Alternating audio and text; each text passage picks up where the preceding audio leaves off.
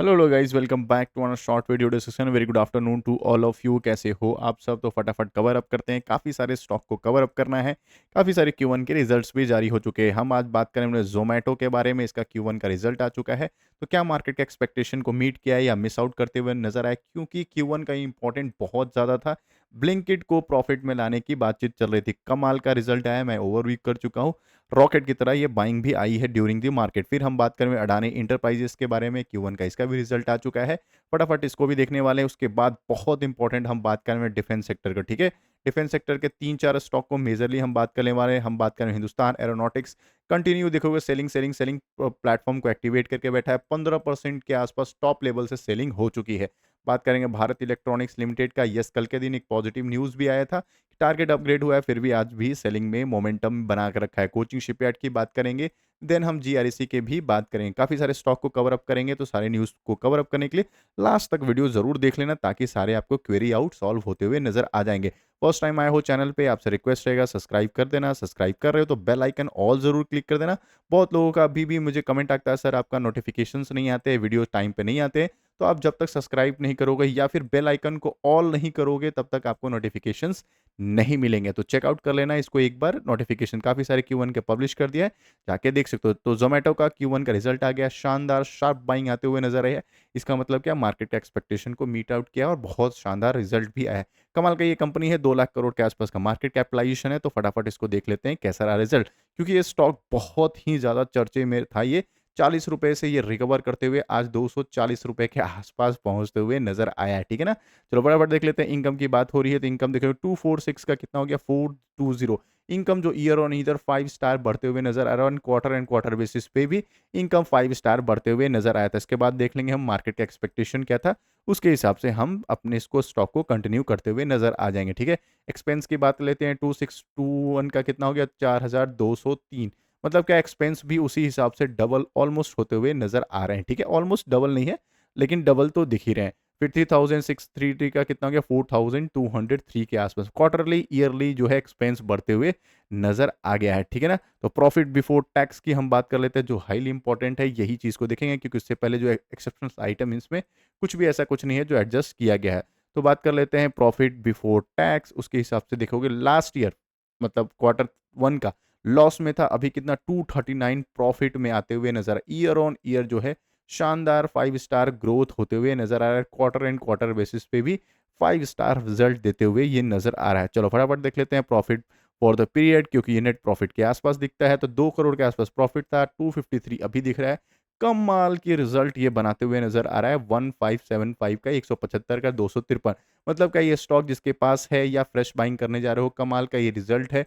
आप चाहो तो इसको कंटिन्यू कर सकते हो as a long term investor. ठीक है, शॉर्ट टर्म के लिए भी मैं बता देता हूँ, टारगेट्स भी इसके अपग्रेड होते हुए नजर आ गए हैं। ठीक है, तो मार्केट का एक्सपेक्टेशन क्या था वो भी फटाफट हम देख लेते। तो एस्टिमेटेड जो ब्रोकरेज का जोमेटो क्या था, रेवेन्यू जो है 3800 से लेकर 4000 के आसपास रेवेन्यू का क्या है एक्सपेक्टेशन था। आया कितना, मार्केट का अगर एक्सपेक्टेशन करोगे तो 4400 के आसपास है। मतलब कि 4000 से ज़्यादा ही उनका जो है रेवेन्यू आते हुए नजर आया था। चलो ईबीटी की भी बात करते हैं, वो 150 के आसपास आया था। उसके अलावा प्रॉफिट जो होगा 175 से लेकर 240 करोड़ के आसपास नेट प्रॉफिट उनका आने का एस्टिमेशन था। मार्केट में आया कितना नेट प्रॉफिट की अगर हम बात कर ले तो 240 का था। नेट प्रॉफिट अगर हम बात कर ले 253 के आसपास आते हुए नजर आया। मतलब मार्केट का जो एक्सपेक्टेशन है उससे ज्यादा ही अच्छा ये रिजल्ट दिया है। सबकी आंखें या फिर निगाहें जिस पे थी वो ब्लिंकिट पे थी। ब्लिंकिट का जो रिजल्ट है वो भी शानदार ग्रोथ होते हुए नजर आया। चलो मैं आपको ब्लिंकिट का दिखा देता हूँ।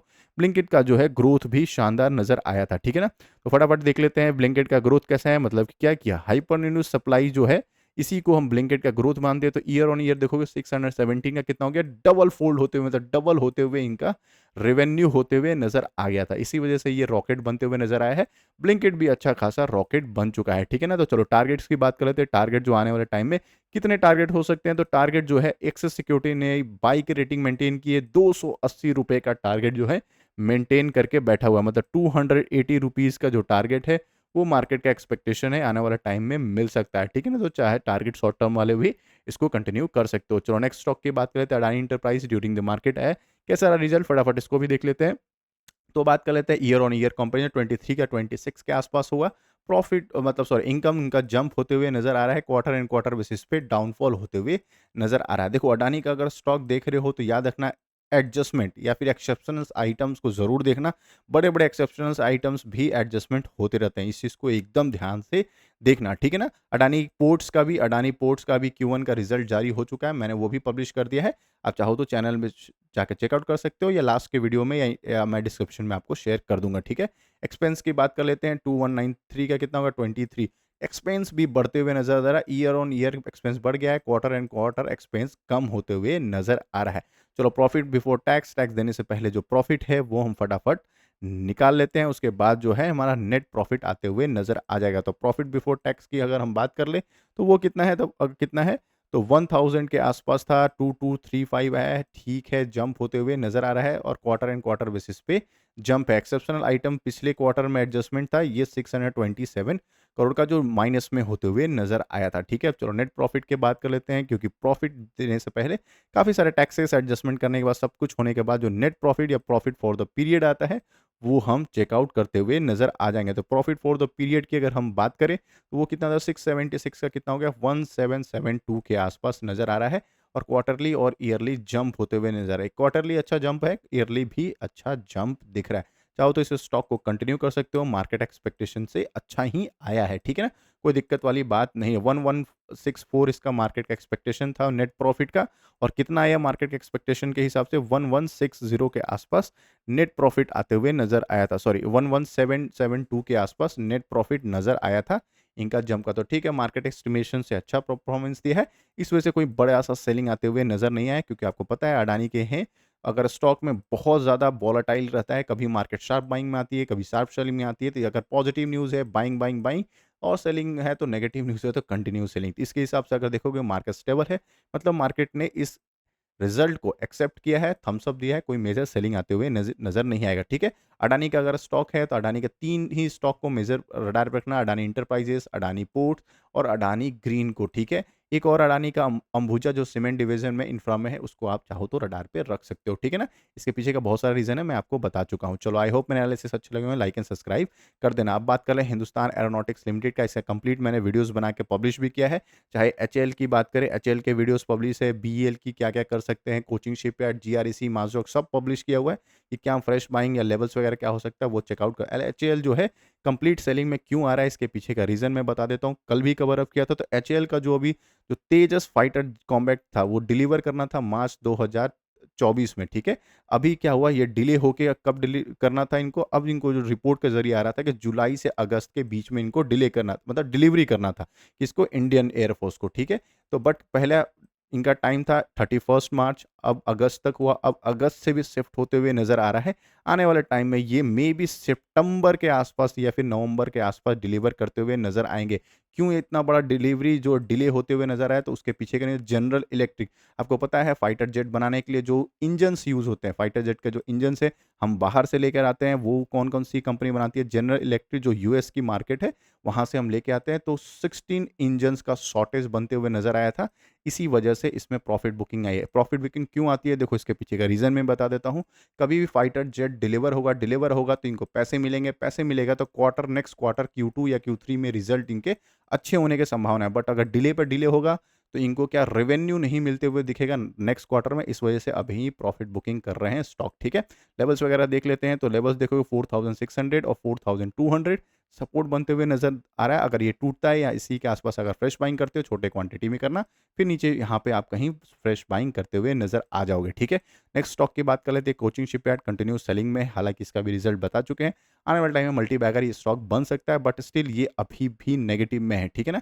इसका बात करते हैं लेवल्स के हिसाब से, अगर आपको इसको सेल करना है, सपोज करो सेल करना है, तो मैं आपको बता देता हूँ। एक तो 14 अगस्त के आसपास इसका Q1 का रिजल्ट है, किसका, एचएएल की बात कर रहा हूँ।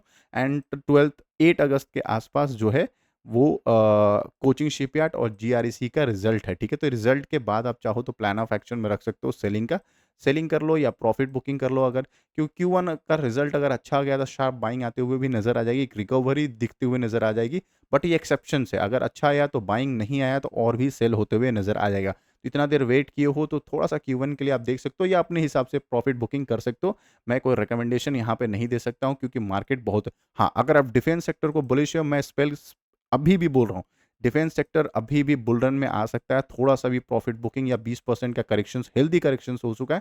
तो अगर आप इन्वेस्टर हो तो लॉन्ग रन के लिए आप इसको प्लान ऑफ एक्शन में रख सकते हो। चलो नेक्स्ट स्टॉक की बात कर लेते हैं जीआरएसई। जीआरएसई में हालाँकि एफआईएस ने स्टेक बढ़ाया है, मैं कल के दिन भी कंटिन्यू किया था और इसके लेवल्स वगैरह आप देखोगे तो 2200 के लेवल्स के आसपास सपोर्ट और 1900 के आसपास सपोर्ट बनते हुए नज़र आ रहा है, ठीक है। बीएल की बात कर लेते हैं। यस, बीएल का जो है टारगेट अपग्रेड कर दिया गया है। आने वाले टाइम में इसका टारगेट अपग्रेड हुआ है। हालाँकि इसका जो टारगेट है वो कितने के आसपास है, 364 के आसपास टारगेट बीएल का अपग्रेड करके रखा हुआ है, ठीक है ना। तो अगर आपके पास ये स्टॉक है कंटिन्यू कर सकते हो और Q1 का भी रिजल्ट इसका अच्छा आया था, बुरा रिजल्ट नहीं था। Q1 का जो रिजल्ट था वो भी अच्छा था, प्रॉपरली अच्छा था। तो आप चाहो तो लॉन्ग रन के लिए इसको प्लान ऑफ एक्शन में रख सकते हो। हाँ, छोटे टाइम फ्रेम में ज़रूर आप वॉलेटाइल इस स्टॉक को देख सकते हो। 300 से लेके 315 के रेंज में ही स्टॉक चल रहा है।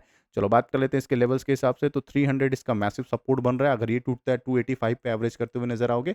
अच्छी जो बाइंग आएगी वो 320 रुपीज़ के ऊपर ही बाइंग अच्छी आएगी, ठीक है ना। तो उसके हिसाब से आप प्लान ऑफ एक्शन में रख सकते हो। इसके अलावा अगर कंप्लीट डिटेल में समझना चाहते हो क्या इसमें फ्रेश बाइंग कर सकते हैं, क्या इसको वेट एंड वॉच का सिनेरियो रहेगा, क्या क्या सिनेरियो हो सकता है, उसके हिसाब से मैं आपको बता देता हूँ। इसके लिए आप बीएल का ये वीडियोस देख सकते हैं। बड़े से रीज़न एचएल में क्या प्रॉब्लम है वो भी यहाँ देख सकते हैं और कोचिंग शिपयार्ड में क्या क्या कर सकते हैं या फिर जीआरईसी में क्या कर सकते हैं, बीडीएल में क्या कर सकते हैं, सारी चीज़ का मैंने वीडियोस बना के पब्लिश किया है। चाहो तो चेकआउट कर सकते हो। चलो मिलते हैं एक और वीडियो में, तब तक के लिए बाय बाय। सब्सक्राइब कर देना, सब्सक्राइब कर रहे हो तो बेल आइकन को ऑल ज़रूर टिक कर देना। Bye bye.